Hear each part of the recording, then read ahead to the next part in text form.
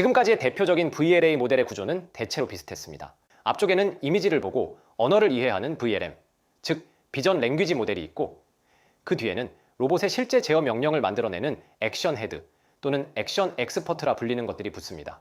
쉽게 말하면 앞단의 VLM은 지금 장면에서 무엇이 보이는지, 사용자가 무엇을 지시했는지를 이해하고, 뒤쪽의 액션 엑스퍼트는 그래서 로봇팔을 어느 방향으로 얼마나 움직일지, 그리퍼를 언제 닫을지 같은 연속 제어 값을 만들어냅니다.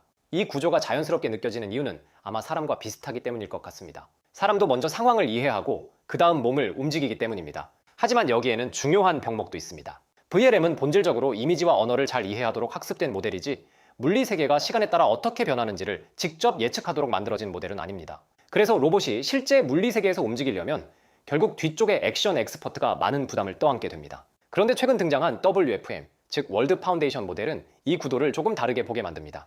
월드 파운데이션 모델은 현재 장면을 바탕으로 앞으로 세계가 어떻게 변할지를 예측하는 모델입니다.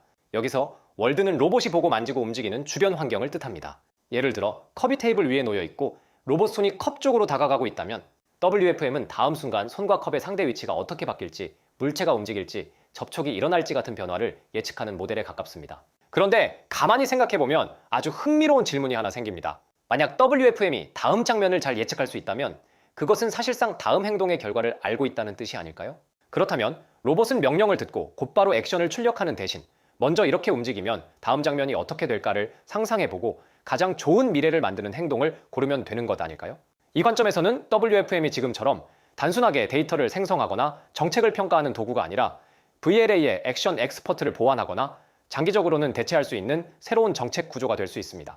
물론 여기에는 중요한 조건이 붙습니다. 단순히 다음 영상을 예측하는 것만으로는 로봇 제어가 이루어지지는 않습니다. 로봇 제어에 쓰려면 모델은 이 액션을 하면 다음에 무슨 일이 벌어질까를 예측해야 합니다. 이것을 액션 컨디션드 월드 모델이라고 부릅니다. 여기서 액션 컨디션드란 액션을 조건으로 삼는다는 뜻입니다. 다시 말해 모델 입력에 현재 이미지뿐 아니라 후보 액션도 함께 넣고 그 액션을 실행했을 때의 미래 상태를 예측하는 방식입니다. 그리고 이렇게 예측된 미래 중 어떤 미래가 좋은지 판단하려면 밸류, 즉 그 상태가 목표 달성에 얼마나 유리한지를 나타내는 값도 필요합니다. 이 세 가지, 즉 액션 조건부 미래 예측, 액션 복원 또는 액션 생성, 그리고 밸류 평가가 연결될 때 WFM은 비로소 로봇 정책을 대체할 수 있습니다. 그러면 오늘은 이런 질문에 답을 내려줄 수 있는 최근의 연구 사례들을 5가지 정도 살펴보면서 좀 더 구체적인 이야기를 해보도록 하겠습니다. 이러한 아이디어를 잘 보여주는 연구가 엔비디아와 스탠퍼드 연구진의 코스모스 폴리시, 파인 튜닝 비디오 모델즈포, 비주어 모터 컨트롤 다이노브 플래닝입니다. 이 논문은 대형 비디오 파운데이션 모델인 코스모스, 프리딕트2를 로봇 데몬스트레이션 데이터로 포스트 트레이닝하여 별도의 새로운 액션 모듈을 추가하지 않고도 로봇 액션, 미래 상태 이미지, 밸류를 함께 생성하도록 만듭니다. 논문은 코스모스 폴리시가 프리트레인드 비디오 모델을 타깃 로봇 플랫폼에 데몬스트레이션 데이터로 한 번에 포스트 트레이닝하고 아키텍처 모디피케이션 없이 액션, 퓨처 스테이트, 밸류를 레이턴트 프레임으로 생성한다고 설명하고 있습니다. 즉, 이 논문은 WFM을 실제 로봇 정책으로 바꾸려는 시도라고 볼 수 있을 것 같습니다. 여기서 레이턴트 프레임이라는 표현이 중요하니 잠시 짚고 넘어가도록 하겠습니다. 레이턴트는 원본 이미지나 수치 데이터를 그대로 쓰는 것이 아니고 모델 내부에서 다루기 쉬운 압축된 표현을 뜻합니다. 원본 이미지가 고해상도 사진이라면 레이턴트는 그 사진의 핵심 정보를 담은 압축 코드라고 이해하면 됩니다. 코스모스 폴리시는 로봇 액션, 미래 관측, 밸류를 이 레이턴트 프레임 형태로 비디오 모델 안에 넣습니다. 그래서 로봇의 액션도, 미래 카메라 이미지도, 목표 달성 가능성을 나타내는 밸류도 모두 같은 비디오 모델의 레이턴트 디퓨전 과정 안에서 함께 다뤄집니다. 기존 VLA가 VLM 뒤에 액션 헤드를 붙이는 구조였다면 코스모스 폴리시는 비디오 모델 안에서 액션과 미래 상태를 함께 생성하는 구조라고 이해하시면 좋을 것 같습니다. 코스모스 폴리시의 피겨 1을 한번 살펴보도록 하겠습니다. 그림의 중심에는 엔비디아의 코스모스, 프리딕트2, EB 비디오 파운데이션 모델을 파인 튜닝한 코스모 폴리시가 있습니다. 입력 쪽에는 여러 카메라 이미지와 로봇 상태가 들어갑니다. 여기서 로봇 상태는 관절각, 그리퍼 상태, 엔드 이펙터 위치처럼 로봇 자신의 몸 상태를 의미합니다. 출력 쪽을 보면 3가지가 함께 나옵니다. 첫째는 로봇 액션 청크입니다. 액션 청크는 한순간의 액션 하나가 아니라 앞으로 몇 스텝 동안 실행할 액션 묶음입니다. 로봇 제어에서는 매 순간 하나씩 액션을 뽑는 것보다 짧은 미래의 액션 시퀀스를 한 번에 예측하는 편이 움직임을 더 부드럽게 만들 수 있습니다. 둘째는 퓨처 스테이트입니다.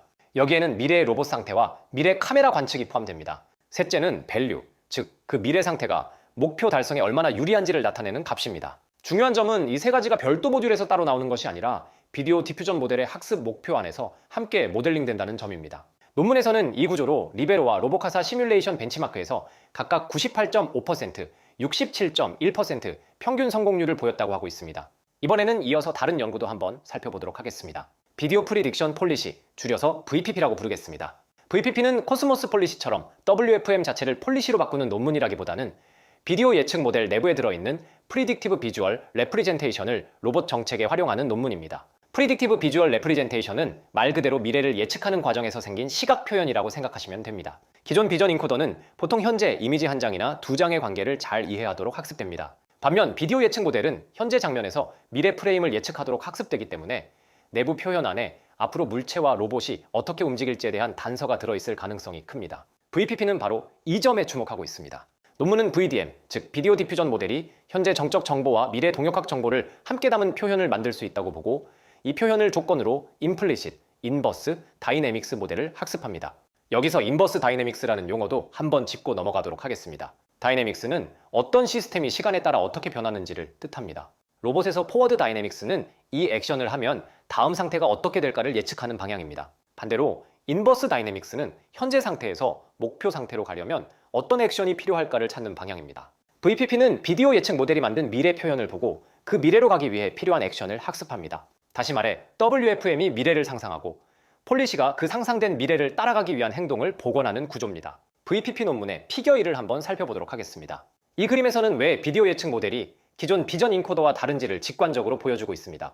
기존 비전 인코더는 현재 관측 이미지에서 중요한 특징을 뽑는 데 집중합니다. 그래서 입력 이미지 안에 있는 물체, 로봇팔, 배경 같은 정적 정보는 잘 포착하지만 이후에 로봇팔이 어디로 움직일지, 물체가 어떻게 이동할지 같은 미래 정보는 명시적으로 담지 못합니다. 반면 피겨 1의 비디오 예측 모델 내부 표현은 현재 프레임뿐 아니라 예측된 미래 프레임에 해당하는 표현까지 포함합니다. 논문은 이 차이를 Previous Vision Encoders Did Not Have Explicit Future Representation이라고 설명합니다. 즉 VPP가 사용하려는 핵심 자산은 최종 생성된 영상 자체가 아니라 그 영상을 만들어내기 위해 모델 내부에 형성된 미래 표현입니다. 이번에는 피겨 2도 함께 보도록 하겠습니다. 이 그림은 VPP가 어떻게 비디오 예측 모델을 로봇 정책으로 바꾸는지를 두 단계로 보여주고 있습니다. 그림 전체는 크게 왼쪽의 스테이지 1, Predictive Visual Representations Learning과 오른쪽의 스테이지 2, 액션 러닝으로 나뉘어 있습니다. 쉽게 말해 첫 번째 단계에서는 비디오 모델이 조작 상황의 미래를 더 잘 예측하도록 학습하고 두 번째 단계에서는 그 비디오 모델 내부에 생긴 미래 예측 표현을 이용해 실제 로봇 액션을 학습합니다. 논문도 VPP를 두 단계 학습 구조로 설명하며 먼저 일반 비디오 파운데이션 모델을 조작 중심의 텍스트, 가이디드 비디오 프리딕션 모델로 파인 튜닝한 뒤 그 내부 표현을 모아 최종 로봇 액션을 출력한다고 설명합니다. 그림의 왼쪽 스테이지 1부터 보겠습니다. 가장 왼쪽 위에는 플레이스 오렌지 2, 블루 플레이트라는 자연어 지시가 있습니다. 이 문장은 클립을 거쳐 텍스트 임베딩으로 변환됩니다. 여기서 클립은 이미지와 텍스트를 같은 의미 공간에서 연결하도록 학습된 모델입니다. 쉽게 말하면 파란 접시에 오렌지를 놓아라라는 문장을 모델이 계산 가능한 벡터 형태로 바꿔주는 역할을 합니다. 그 아래에는 로봇 조작 장면의 비디오 프레임들이 보입니다. 맨 앞에는 현재 장면이 있고 뒤쪽에는 노이즈가 섞인 프레임들이 겹쳐 있습니다.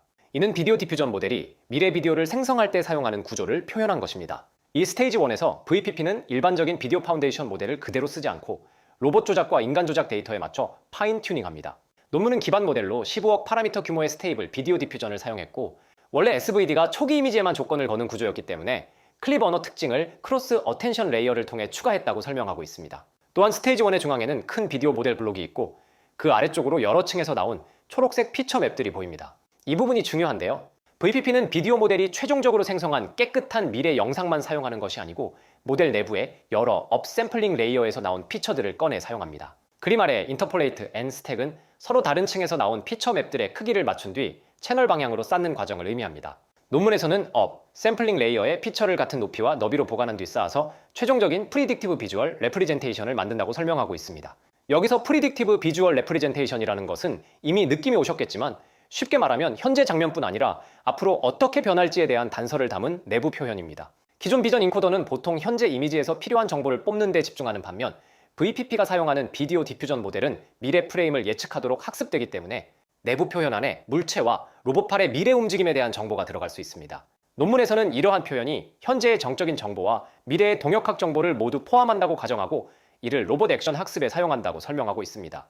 이제 피겨 2의 오른쪽 스테이지 2로 넘어가 보도록 하겠습니다. 스테이지 1에서 만들어진 초록색 프리딕티브 비주얼 레프리젠테이션은 시간 위치, 임베딩, 텍스트 임베딩과 함께 비디오 포머로 들어갑니다. 여기서 타임 포지션 임베딩은 각 피처가 비디오의 어느 시점에 해당하는지 알려주는 시간표 같은 역할을 합니다. 로봇 제어에서는 현재 프레임과 미래 프레임을 구분하는 것이 중요하기 때문에 모델이 이 정보가 t=0의 현재인지 t=tt 미래인지를 알 수 있어야 합니다. 비디오 포머 내부를 보면 러너블 토큰즈가 왼쪽에서 들어오고 그 안에서 스페이셜 어텐, 템포럴 어텐, FFN을 거칩니다. 러너블 토큰은 모델이 학습 과정에서 스스로 조정하는 요약용 토큰입니다. 고차원 비디오 피처를 그대로 폴리시에 넘기면 너무 크고 계산 비용이 많이 들기 때문에 비디오 포머는 이 많은 정보를 정해진 개수의 토큰으로 압축합니다. 스페이셜 어텐션은 한 프레임 안에서 어디를 봐야 하는지를 정리하는 과정입니다. 예를 들어 오렌지, 파란 접시, 로봇 그리퍼처럼 공간적으로 중요한 영역을 연결합니다. 템포럴 어텐션은 시간 흐름을 따라 무엇이 어떻게 변하는지를 정리하는 과정입니다. 예를 들어 로봇 손이 오렌지 쪽으로 접근하고 오렌지가 접시 쪽으로 이동하는 시간적 변화를 읽습니다. FFN, 즉 피드 포워드 네트워크는 어텐션으로 모은 정보를 다시 비선형적으로 변환해 다음 블록으로 넘기는 기본 신경망층입니다. 논문은 이 비디오 포머가 스페이셜, 템포럴, 멀티뷰 차원의 프리딕티브 레프리젠테이션을 고정된 수의 토큰으로 집약하기 위해 설계되었다고 설명하고 있습니다. 그림의 비디오 포머 위쪽에는 작은 박스 안에 웨이트 Q, 웨이트 K, 웨이트 V가 표시되어 있습니다. 이것은 어텐션 계산에서 사용하는 쿼리, 키, 밸류 프로젝션을 뜻합니다. 너무 수식적으로 들어갈 필요는 없지만 직관적으로 말하면 쿼리는 내가 찾고 싶은 정보, 키는 각 정보가 가진 주소표, 밸류는 실제로 가져올 내용에 가깝습니다. 이 구조를 통해 비디오 포머는 현재 장면, 미래 예측 표현, 텍스트 지시 사이에서 어떤 정보가 서로 관련되는지를 계산합니다. 예를 들어 오렌지라는 텍스트 정보는 이미지 속 오렌지 영역과 연결되고 블루 플레이트라는 텍스트 정보는 파란 접시 영역과 연결되며 시간축에서는 오렌지가 접시 쪽으로 이동해야 한다는 변화가 중요해집니다. 이렇게 압축된 토큰들은 오른쪽의 DIT, 디퓨전 폴리시로 전달됩니다. DIT는 디퓨전 트랜스포머의 약자입니다. 트랜스포머 구조를 디퓨전 폴리시의 디노이징 과정에 사용한 형태라고 이해하면 됩니다. 그림 오른쪽 아래에는 노이즈가 섞인 액션 트래젝토리가 있고 위쪽에는 디노이징이 끝난 액션 트래젝토리가 있습니다. 다음에는 노이즈가 섞인 액션 시퀀스에서 출발해 비디오 포머가 전달한 프리딕티브 레프리젠테이션을 조건으로 삼아 점점 실행 가능한 액션 시퀀스로 복원합니다. 이 그림에서 특히 중요하게 보아야 할 포인트가 있습니다. VPP가 비디오를 완전히 생성한 뒤 그 영상을 다시 보고 행동하는 방식이 아니라는 것입니다. 스테이지 2는 비디오 생성 모델을 디노이저로 끝까지 돌리는 대신 첫 번째, 포워드 패스에서 나온 내부 표현을 가져와 폴리시의 입력으로 사용한다는 점을 보여주고 있습니다. 논문은 전체 비디오 시퀀스를 디노이징하는 방식은 시간이 많이 걸리고 오픈 루프 제어 문제가 생길 수 있기 때문에 VPP는 비디오 디퓨전 모델을 주로 비전 인코더처럼 사용한다고 설명합니다. 여기서 오픈 루프 제어는 중간에 실제 상황 변화를 계속 반영하지 않고 처음 만든 계획대로만 움직이는 제어를 의미합니다. 반대로 클로즈드 루프 제어는 매 순간 관측을 다시 받아 행동을 조정하는 방식입니다. 로봇은 물체가 조금 미끄러지거나 위치가 바뀌어도 즉시 반응해야 하기 때문에 클로즈드 루프 제어가 중요합니다. VPP는 여러 번 디노이징해서 미래 비디오를 완성하지 않고 단일 포워드 스텝의 내부 표현만 사용하기 때문에 더 높은 제어 주파수를 유지할 수 있습니다. 정리하면 VPP는 비디오 예측 모델의 내부 표현이 기존 비전 인코더보다 로봇 정책에 더 유리할 수 있다라는 주장을 하고 있는 것으로 보입니다. 여기서 이 점이 중요한 이유는 현재의 대형 WFM을 매 제어 스텝마다 완전히 실행해 미래 영상을 생성하는 것은 너무 느릴 수 있기 때문입니다. VPP는 최종 비디오를 다 생성하지 않고 미래를 예측하는 과정에서 생긴 중간 표현만 가져와 액션 폴리시에 연결합니다. 이 구조는 추론 속도와 제어 주기 문제를 고려할 때 아주 실용적인 중간 단계라고 볼 수 있을 것 같습니다. 실제로 논문에서는 VPP가 켈빈 ABCD 제너럴라이제이션 벤치마크에서 이전 소타 대비 18.6% 상대 개선을 보였고 복잡한 실제 덱스터러스 매니플레이션 태스크에서도 성공률이 31.6% 증가했다고 보고하고 있습니다. 다음으로 살펴볼 연구는 드림 VLA, A-비전 랭귀지 액션 모델, 드림드 위드 컴프리헨시브 월드 널리지를 살펴보겠습니다. 드림 VLA는 WFM이 VLA를 완전히 대체한다기보다는 VLA 내부에 월드 널리지, 포얼캐스팅을 넣어 퍼셉션, 프리딕션, 액션 루프를 만드는 논문입니다. 여기서 퍼셉션, 프리딕션, 액션 루프는 보고, 예측하고 행동한다는 뜻입니다. 기존 VLA가 현재 이미지와 언어 명령을 보고 바로 액션을 출력했다면 드림 VLA는 중간에 앞으로 어떤 세계 지식이 중요하게 변할지를 먼저 예측합니다. 논문은 기존의 이미지, 베이스드 포얼캐스팅 방식이 전체 미래 이미지를 예측하려고 하기 때문에 불필요한 픽셀 정보가 많고 3D 공간 정보나 고수준 의미 정보가 부족하다고 지적하고 있습니다. 그래서 드림 VLA는 미래 이미지를 통째로 생성하는 대신 동적 영역, 뎁스 맵, 시멘틱 피처 같은 더 압축적이고 중요한 세계 지식을 예측합니다. 드림 VLA의 피겨 1은 기존 VLA 패러다임과 드림 VLA의 차이를 비교하고 있습니다. 먼저 가장 왼쪽의 A는 바닐라 VLA입니다. 여기서는 시각 관측과 언어 명령이 들어오면 곧바로 액션이 출력됩니다. 즉 보고 바로 행동하는 구조입니다. 피겨 1의 B는 별도의 이미지, 비디오 제너레이션 모델이나 코파일럿 모델을 사용해 미래 프레임이나 트래젝토리를 만든 뒤 그것을 액션 헤드가 참고하는 방식입니다. 이 방식은 미래를 예측한다는 장점은 있지만 모델이 나뉘어 있고 전체 이미지나 비디오를 생성하는 부담이 큽니다. 피겨 1의 C는 서브골 이미지를 중간 리즈닝 스텝으로 예측한 뒤 행동하는 VLA 변형입니다. 예를 들어 최종적으로 물체가 어디에 있어야 하는지를 이미지로 먼저 상상하고 그 다음 액션을 만드는 방식입니다. 하지만 이 역시 이미지 기반 예측에 의존하기 때문에 픽셀 수준의 불필요한 정보가 많을 수 있습니다. 마지막 피겨 1의 D가 드림 VLA입니다. 드림 VLA는 전체 미래 이미지를 생성하는 대신 다이내믹 리전, 뎁스 맵, 다이노브2와 SAM 기반 시멘틱 널리지를 예측합니다. 다이노브2는 이미지의 의미적 특징을 잘 뽑는 비전 파운데이션 모델이고 SAM은 세그먼트 애니띵 모델로 이미지 안의 객체 영역을 분리하는 데 강한 모델입니다. 드림 VLA는 이런 정보를 월드 널리지로 사용해 액션 리즈닝과 제너럴라이제이션을 강화한다고 설명하고 있습니다. 드림 VLA에서 특히 중요한 장치는 블록와이즈 스트럭처드 어텐션입니다. 어텐션은 입력 정보들 사이에서 무엇이 무엇을 참고해야 하는지 계산하는 메커니즘입니다. 그런데 드림 VLA에서는 다이내믹 리전, 뎁스, 시멘틱 피처처럼 서로 다른 종류의 월드 널리지를 동시에 예측합니다. 이때 모든 정보가 서로 마구 섞이면 각 표현이 자기 역할을 잃고 노이즈가 될 수 있습니다. 그래서 논문은 블록와이즈 스트럭처드 어텐션을 사용해 정보끼리의 불필요한 상호 참조를 막고 각 표현이 깔끔하게 분리되도록 만듭니다.